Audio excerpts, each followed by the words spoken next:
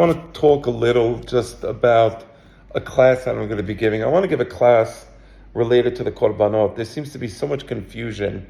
But before I even give that class, and one of the things that everybody has to understand, people talk about, they're going to be korbanot, there's not going to be korbanot.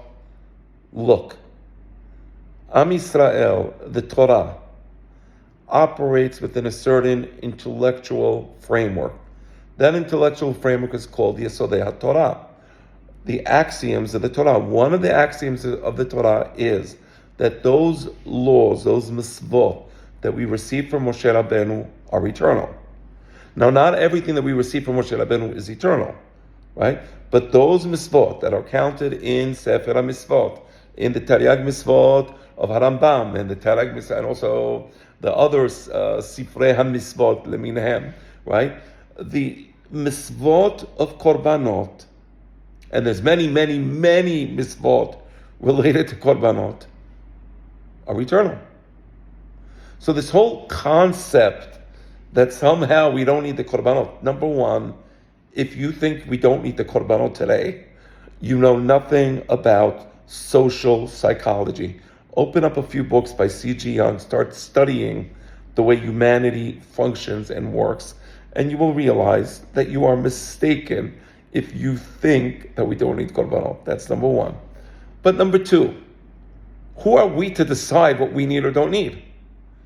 I said, we don't need to put on tefillin. Tefillin was then, but we don't need it. Who says? You're going to use your human brain to second guess God? Say, yeah, God told us to put on tefillin, but I don't think we need it.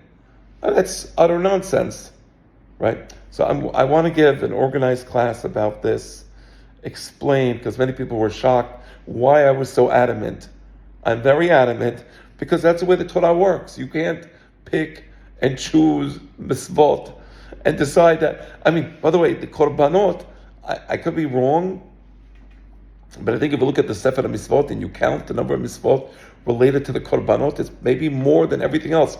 Certainly the descriptions in the Torah received by Moshe Rabbeinu, the Torah Shebichtav, the descriptions of the details of the korbanot, I don't think there's any other mitzvot where you get such intricate, lengthy details of how to do the korban asham, the korban olah, the korban hatat, the korban shilamim, where you make the shechita, petach ohel moed, all the laws, zerikat hadam, there's hatat that you eat the meat, there's hatat that everything is nisraf.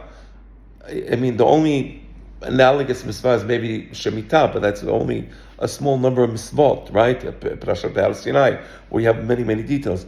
But the korbanot is many mitzvot. So the notion that we're getting rid of korbanot is absolutely, it's not just mechila, sacrilegious, and I say this with respect, and I'm not trying to be mean, but it's preposterous. It's preposterous.